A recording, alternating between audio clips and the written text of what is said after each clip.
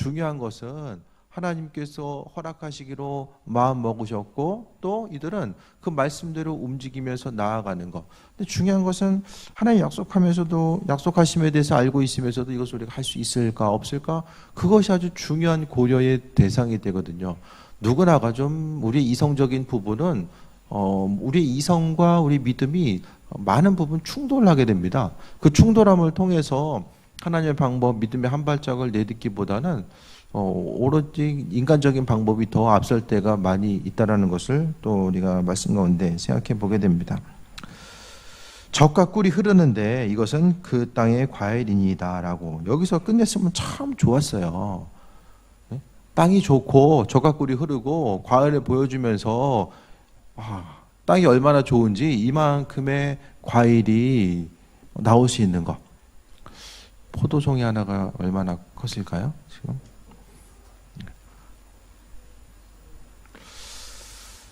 그런데 28절부터 보면 그러나가 붙으면 좀 문제가 생겨요. 그때부터 그 땅의 거주민은 강하고 성읍은 견고하고 힘이 클 뿐 아니라 거기서 안악자손을 보았으면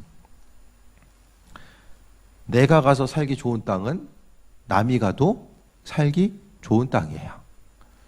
비싼 거는 비싼 이유가 있고 싼 거는 싼 이유가 있어요.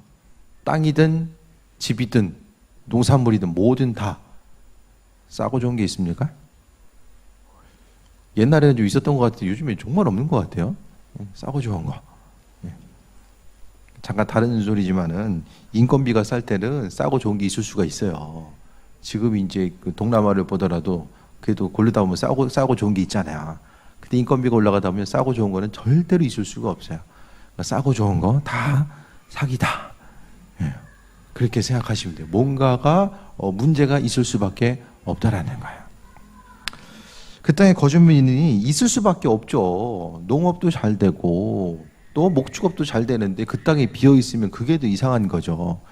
그 좋은 땅이 지금도 이스라엘 땅에 가보면은 예루살렘 쪽은 이제 산지라서 사람 살기는 좀 선선하고 좋아요. 좀 더워도 그래도 밤에는 뭐 새벽이나 밤에는 그래도 이제 한여름에도 에어컨 없이 좀 잘 수 있을 정도로 되는데 남쪽에 있는 광야는 좀 힘들죠. 근데 북쪽으로 올라가면 좀 덥긴 하지만은 물이 풍부하기 때문에 목축과 농업이 아주 풍성하게 가능합니다. 그래서 그것을 통해서 사람들이 정말로 살기 좋은 환경이 북쪽 갈릴리 지역이나 약간 비옥한 토지 자체는 북서쪽에 많이 이제 분포되어 있어요. 그래서 북쪽으로 가면 갈수록 어느 정도 이제 농업할 수 있는 그런 환경 자체가 많이 만들어지게 됩니다. 그렇게 하다 보니까 사람들이 이제 몰려 있을 수밖에 없고 성읍은 견고하고 특히 안악자손이라고 했던 사람들이 봤을 때에 키가 크고 또 생각해 보세요. 이스라엘 민족들은 맨날 뭐 먹었습니까? 뭐 먹었어요?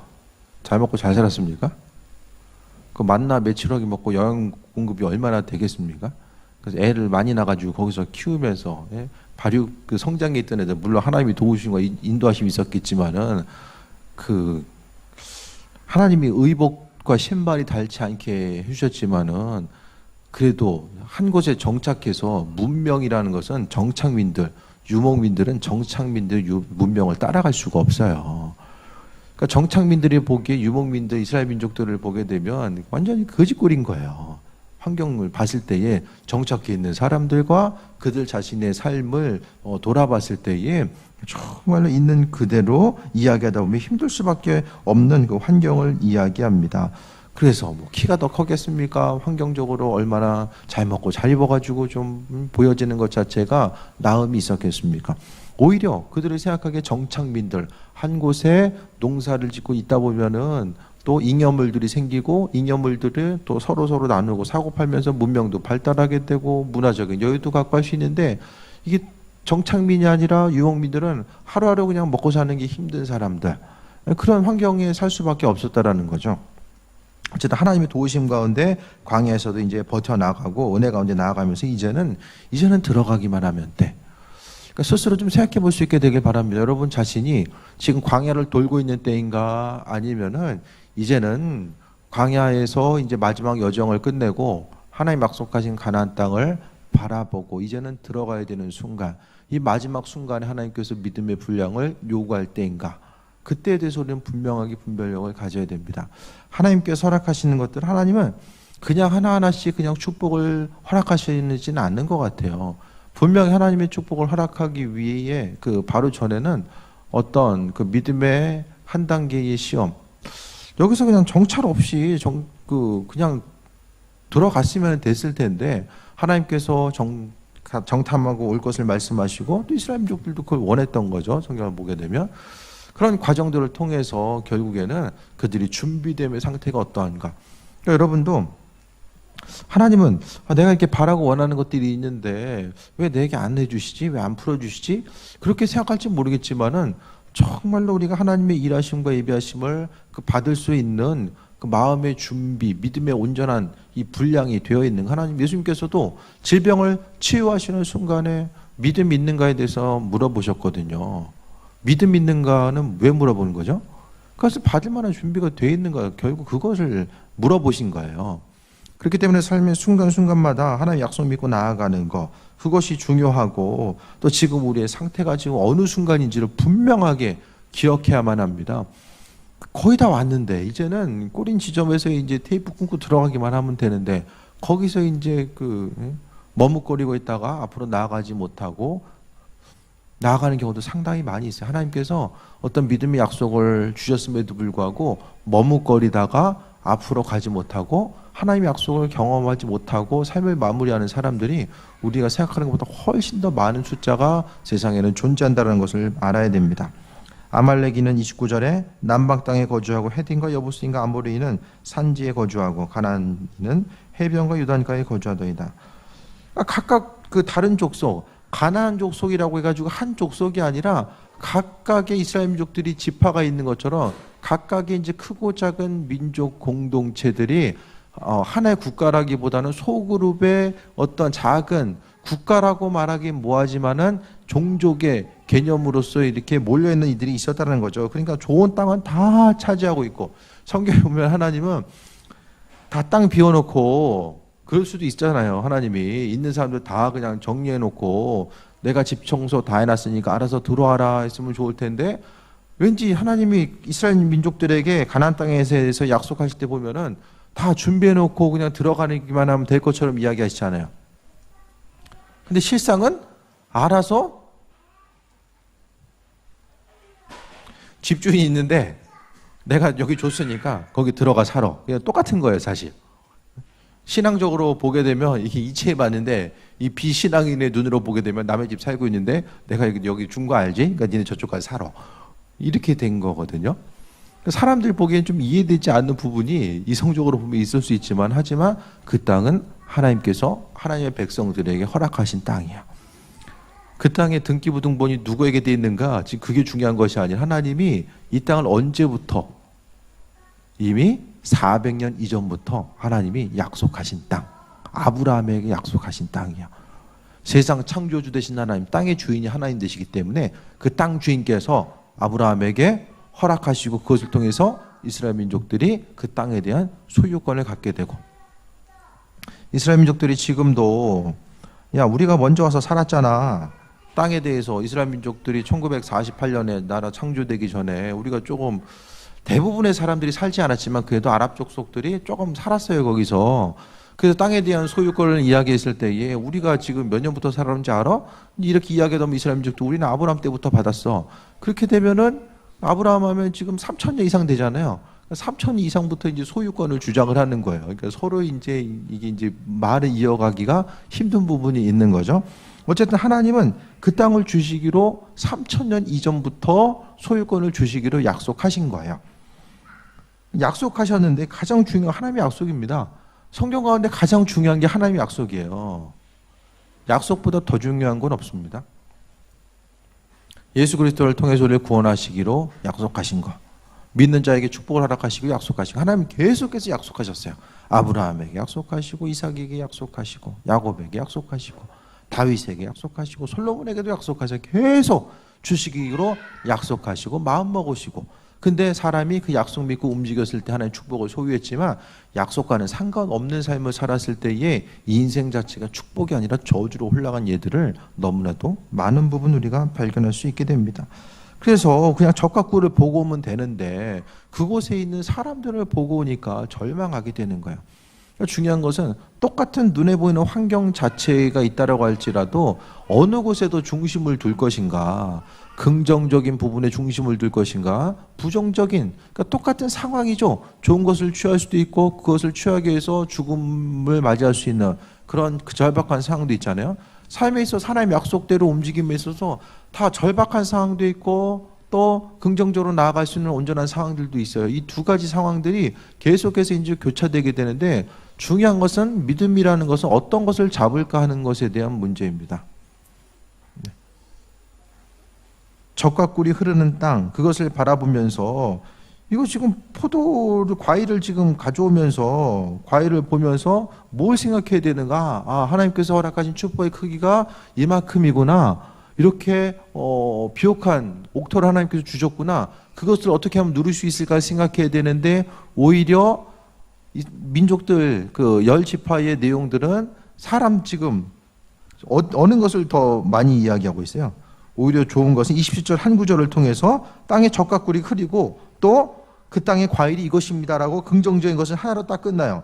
그런데 부정적인 얘기는 28절, 29절을 통해서 계속해서 여기 누구 있고 누구 있고 누구 있고 이게 왜 얘기하는 거예요? 28절, 29절은 왜 얘기하는 거예요?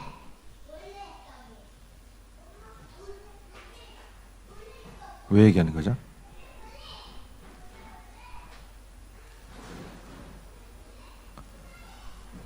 주신 거는 감사한데 이거 있는데 어떻게 들어갑니까? 지금 그거 얘기하는 거예요, 결국. 가나안 땅을 들어갈 수 없는 이유를 계속 이야기하는 거예요. 그러면은 하나님께서 허락하신 약속은 뭐죠?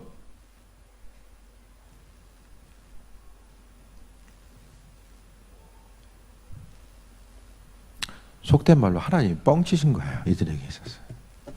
들어가지도 못할 건데 괜히 약속해서 이스라엘 민족들은 광야를 어떻게 버텼어요, 지금? 가나안 땅, 문 열려 있을 가나안 땅에 대해 생각하면서 우리 거기 가면 다 끝난다. 그거 하나 보고 갔는데 가서 거대한 민족이 있다라고 보고 듣다 보니까 이들은 상실감이 아주 물밀듯이 밀려오게 됩니다. 하나님의 약속은 그냥 약속해 놓으시면 그냥 하나님께서 모든 것을 정리해 주셔서 그냥 들어가면 좋은데 하나님의 방법은 꼭 어떤 장애물이 있어서 하나님 약속하신 것임에도 불구하고 장애물이 있어서 하나님을 의지하고 또 기도하지 않으면은 그것을 향해 나아갈 수 없는 환경들을 계속해서 만들어 놓으신다라는 거예요. 약속 믿고 움직이는 것. 그러니까 대부분의 성경의 예를 통해 보게 되면 요셉에게도 꿈을 통해서 하나님께서 약속하신 것들이 있고 또 환상을 통해서 사울에게 약속하신 것들이 있고 계속해서 약속이 있었잖아요.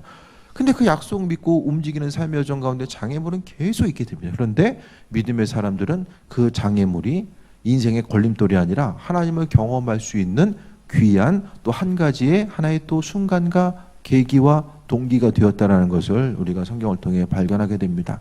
하나님의 약속, 우리 사용하신다는 하나님의 약속이 때로는 부담감과 어려움으로 다가올 수 있지만 하나님께서는 이스라엘 민족들은 지금 40년의 광야 생활을 통해서 이제 이후에 보게 되면 하나님 많은 사람 잊어버려요. 만나 매출하기를 통해서 하나님 보호하셨지만 직접적으로 하나님을 경험했던 세대들은 다 죽게 되죠. 그 이후에 이들은 그 정복 전쟁을 통해서 여리고성 전투 또 다른 그 일곱 족속들과의 전투를 통해서 이들은 하나님의 살아계심 그 가나안 땅에 들어가는 전쟁을 통해서 하나님의 살아계심을 계속해서 순간순간 경험하게 됩니다. 만약에 대부분의 학자들은 그렇게 이야기해요. 이스라엘 민족들이 만약에 정복 전쟁이 아니라 그냥 문 열려 있어가지고 그냥 들어갔으면 이스라엘 민족들은 사라지는 거예요. 사라지는 거. 지금도 보게 되면 언젠가 한번 말씀드렸는데요. 지금 이제 전통 유대인들은 끊임없이 그들이 디아스포라로 흩어졌을 때에 주 70년에 로마에 의해서 나라가 멸망된 후 1948년에 다시 한번 나라가 생기기 이전까지 수많은 민족들이 흩어지잖아요.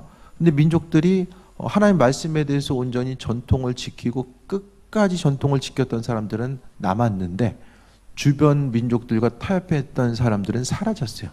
이스라엘 민족 자체가 다른 민족들과 섞이면서 사라졌어요. 더 이상 남아있지 않아요. 끝까지 그 믿음을 지켰던 사람들만 남아있는 거예요. 그러니까 우리는 인생의 위기와 환난을 통해서 하나님을 바라보는 거. 이스라엘 민족들도 마찬가지거든요. 그들이 만약에 계속 이스라엘이라고 하는 나라가 유지되어 왔으면 지금 그렇게까지 하나님 바라볼 수 있을까? 그러니까 그들은 나라라고 하는 하나님의 백성이라고 하는 정체성을 지키고 그것을 통해 나아가기 위해서 그들은 삶을 통해서 불편함을 감수하고 하나님의 백성으로서의 온전한 삶을 살기 위해서 최선을 다해서 신앙적인 그 삶의 행위를 통해 나아가고자 했었던 그 모습 자체를 말씀하고 있습니다. 반대로 이제 갈렙이 나오죠. 갈렙이 모세 앞에서 30절에 백성을 조용하게 하고 이르되 우리가 곧 올라가서 그 땅을 취하자 능히 이기리라 하나 그와 함께 올라갔던 사람들은 이르되 우리는 능히 올라가서 그 백성을 치지 못하리라 그들은 우리보다 강하리라 하고. 근데 갈렙은 우리가 이러이러하기 때문에 올라가서 우리는 싸움에 승리할 수 있다라고 이야기하지 않아요. 여러 말을 하지 않아요. 우리는 이렇게 했기 때문에 승리할 수 있다라고 이야기하지 않아요. 그냥 백성을 조용하게 하고 올라가자. 그 땅을 취하자 등이 이기리라. 그 갈렙의 머릿속에는 뭐가 있는 거예요? 그냥 하나님 주셨으니까 그냥 누리면 되는 거예요. 아주 원리가 간단합니다. 그 땅에 대해서 지금 그 수많은 민족들이 있지만은 이 방법에 의해서 이렇게 전쟁을 하면은 우리가 이렇게 승리할 가능성이 있습니다라고 구체적으로 이야기하는 게 없어요. 그냥 하나님 주셨으니까 가자. 어떻게 생각하면 좀 무모해 보이지만 그냥 가자는 거예요. 그와 같은 것은 뭐냐면 하나님께서 약속하셨기 때문에 나머지 또한 하나님께서 해결하실 것에 대한 기대함과 소망이 있으니까 복잡하지 않은 거예요. 그러니까 하나님에 대한 믿음이 없으면은 앞으로 나아감에 있어서 이건 이렇게 해야 되고 요단강은 이렇게 건너야 되고 가서 그 여리고성은 이렇게 공격해야 되고 얼마나 생각이 많이 있겠습니까? 그런데 하나님께서 허락하신 그 인도하심 그분이 행하실 것이다라고 하는 그 믿음 좀 무모하고 단순해 보이지만은 그것 자체에 대해서 하나님께서는 귀하게 사용하시고 인도하시고 함께 하신다라는 사실에 대해서 보게 됩니다. 올라가서 땅을 취하자 등이 이기리라. 올라가서 취하자 이긴다. 이 세 마디 빼고는 없어요. 근데 두려워하는 사람들은 말이 많아요. 안 되는 이유를 또 구구절절 설명합니다. 31절에 그와 함께 올라갔던 사람들이 우리는 능히 올라가서 백성을 치지 못하리라. 그들은 우리보다 강하니라. 첫 번째, 강하다. 그들은 우리보다 강하다. 싸워보지도 않았잖아요. 그러니까 보이는 것이 강해 보여요. 그래서 강하다.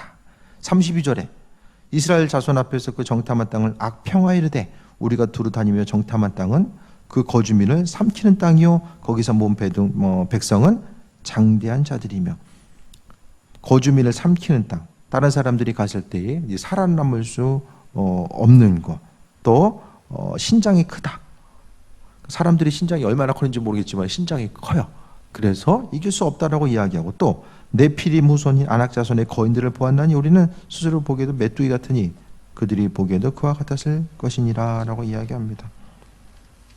결정적으로 이제 이유가 뭐죠? 다른 곳에 보면은 이제 또 성읍도 크다라는 이제 그 28절에 보면은 거주민은 강하고 성읍이 크다. 쉽게 정리하면은 사람들이 그 신장이 크고 성읍이 견고하다라는 거. 그리고 그 땅에 갔을 때에 그 땅은 사람들을 삼키는 땅이다.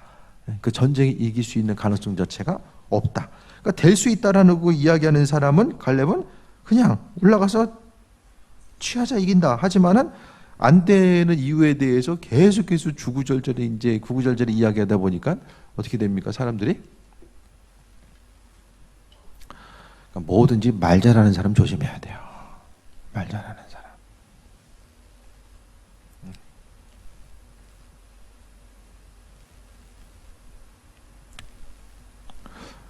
이번에 간판할 때도 견적을 봤는데 사람이 너무 말을 잘해. 이 사람 아니구나. 가격을 제시하면서 이제 말을 엄청 잘하는 거예요. 이건 이래가지고 이럴 수밖에 없다. 예. 말을 너무 잘해서 이분은 말을 너무 잘하시는구나. 그래서 이제 탈락됐어요. 말 좀 못하시는 분을 선정해서 좀 잘 한 거예요 지금. 예. 우리가 어떤 일을 행함에 있어서 가능한 거는 가능할 만한 그 이유가 많아서가 아니라 그냥 단순하게 그분이 하신다 이거거든요. 근데 하지 못할 이유는 얼마든지 만들어낼 수 있어요. 그냥 보이는 대로 이야기하면 돼. 이것저것 그냥 부정적인 그 생각, 말과 생각은 굳이 뭐 고민하지 않아도 그냥 생겨나요. 그냥 보이는 대로 그냥 다 그냥 그대로 얘기하면 돼요. 오늘 지금 그 10명의 정탐꾼들, 여호수아와 갈렙을 제외한 10명의 정탐꾼들은 거짓말하는 게 아니에요. 이 메뚜기 같다라는 게 실제로 그렇게 보였을 거예요. 사람들이 뭐 키도 작았을 것이고 옷도 허름하고 씻는 건 언제 씻었을까요? 예? 남쪽에는 광야 지역은 비가 잘 안 와요. 뭐 오아시스나 좀 있어가지고 가서 좀 씻었겠죠. 예? 있는 그대로 이야기하는 거. 언젠가도 말씀드렸던 것처럼 있는 그대로 이야기하는 것이 하나님 보시기에는 별로 바람직하지 않을 때가 있다는 거예요. 핵심적으로 말씀드리는 것은 하나님의 뜻이 뭘까? 하나님 내게 허락하신 것들, 내게 누리라고 허락하신 것들이 뭘까? 그것에 대해서 생각해야 되고 하나님 주신 것들을 소유하고 나아감에 있어서 누구나가 다 두려움의 순간이 엄습해 올 때가 있다는 거예요. 내 인생은 좀 두려움이 없는 인생이다. 고도입니다. 두려움 없으신 분들은 고도입니다. 하나님께서 우리 인생을 그냥 두려움 없이 그냥 쭉 가게 절대로 내버려 두지 않습니다. 언제 오느냐에 따라서 달라지지 고도입니다. 그 순간을 통해서 한번 풍랑이 일어야지 바다가 한번 뒤집어지잖아요. 그 뒤집어짐을 통해서 또 바다가 생명을 찾고 움직이는 것과 마찬가지로 우리 믿음 생활 역시 마찬가지입니다. 하나님 아니면은 우리의 인생이 존재할 수 없다라는 것을 하나님께서는 깨달아 알 수 있게끔 만드시기 위해서 그분께서는 우리 인생을 흔드실 때가 분명히 오고 있고, 흔들 때는 또 뭘 생각해야 되냐면 하나님께서 흔드신 것을 멈출 때가 있다는 사실 또한 우리는 알아야만 합니다. 그래서 순간순간 우리 인생 가운데서 돌아봐야 될 것은 할 수 있음에 대해서는 그냥 올라가면 되고, 하나님 주신 약속이 있으니까 할 수 없는 이유에 대해서는 우리가 집중할 필요는 없습니다. 왜냐하면 힘들고 어려운 상황들이 없었습니까? 실제적으로 눈앞에 다가오는, 나중에 보게 되면 위협이 있었잖아요. 그 눈앞에 보이는 위협들을 하나님께서 스스로 다 제거해 나가시는 모습 또한 보게 됩니다. 스스로 죽을 힘 다해서 그 어려움 어떻게 이겨나갔는가 거기 집중하지 않고 그냥 이스라엘 민족들이 해야 되는 것은 약속 믿고 움직이고 하나님께서 행하실 것들에 대해서 바라보고 명령대로 행하기만 하면 된 것, 그것을 통해서 가나안 땅을 소유하고 나아갔던 그 모습을 이야기합니다. 그러니까 우리 자리는 지금 어디냐? 광야 생활하고 있는가? 아니면 하나님께서 이제는 하나님 약속하신 것들을 보여주면서 한번 봐봐, 이거 어떻게 누려야 될지 바라봐, 이렇게 말씀하고 계시는데 그 앞에서 내가 저기 가서 살아남을 수 있을까? 저기 들어갈 수 있을까? 이거 항할 수 있을까? 이러다 망하면 어떡하지? 이러다 죽으면 어떡하지? 그것에 대해서 혹시 머뭇거리고 있지는 않은가? 스스로 질문해 봐야 됩니다. 하나님의 약속은 그냥 절대로 던져주는 게 없습니다. 그거 기억하시기 바랍니다. 시간 지나니까 너 이렇게 시간 지났으니까 학교 들어가면은 6학년 돼가지고 졸업하고, 중학교 가면 졸업하고, 다 졸업하잖아요? 그렇게 주어지는 게 아니라는 거예요. 하나의 오늘 그 정탐꾼에게 허락하셨던 그 순간들이 우리 인생 가운데 계속해서 있을 수 있어요. 이것이 또한 우리는 돌아봐야 됩니다. 하나님께서 허락하신 기회인가? 아니면은 기다려야 될 때인가? 그것 또한 기도하면서 분별력을 가지고 나아가야지만 인생의 실패를 줄이고 또 앞으로 정진해 나아갈 수 있음을 또 이야기합니다. 14장 1절 한 구절에 보면 온 회중이 소리높여 부르짖으며 백성이 밤새도록 통곡하였더라라고 합니다. 사람들이 좀 긍정적인 데 은혜 받으면 좋은데 대부분 이렇게 부정적인 데 은혜 받아요. 예? 얼마나 은혜 받았으면 이렇게 밤새 울었겠어요. 밤새.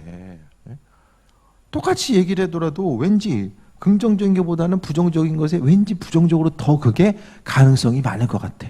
특히 2사람보다 10사람이 이야기하니까.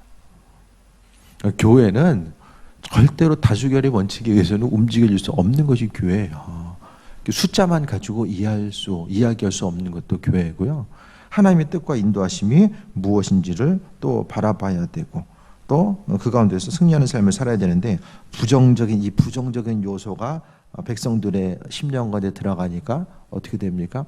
그동안 하나님께서 은혜로 베풀어 주셨던 것들은 다 잊어버리게 되고 그들이 이제 성경에 보면은 오히려 또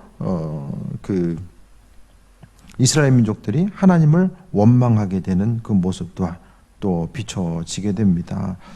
그러니까 믿는 우리들의 삶의 여정 가운데서 이제 어떻게 이야기해요? 또 애굽으로 돌아갈 생각 또한 하게 되고 하나님의 이끄심과 인도하심을 통해 나아가는 우리의 삶은 부정적인데 반응하기보다는 하나님 말씀대로 긍정적으로 내게 허락하신 분기신 무엇인가, 내게 허락하신 축복이 무엇인가를 돌아보며 거기에 더 집중하고자 했을 때에 우리의 심령 자체가 뭔가 좀 발전이 있고 삶에 있어서의 변화가 있고 정진해 나아갈 수 은혜를 경험할 수 있게 됩니다.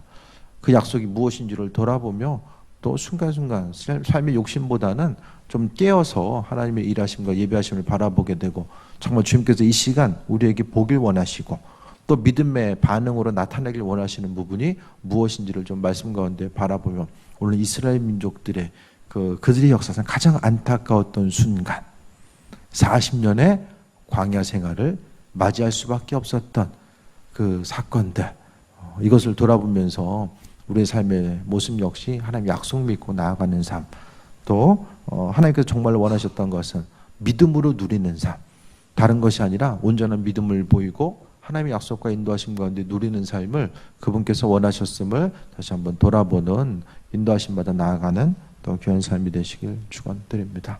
기도하겠습니다. 주님의 사랑에 감사합니다.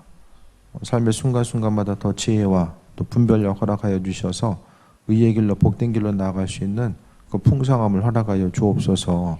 모든 것이 다 하나님의 은혜입니다. 주님께서 허락하심에 대해서 기쁨과 또 감사함으로 나아갈 수 있도록 주관하여 주시며 하나님께서 또 누리길 원하시는 부분을 또 믿음의 눈을 들어 누리는 귀한 삶으로만 이끄시옵소서. 세상이 어두워질수록 하나님 말씀 복음의 빛은 더 강하게 비춰질 줄 믿습니다. 주님 우리 사용하시고 인도하옵소서. 예수님의 이름으로 기도했습니다. 아멘.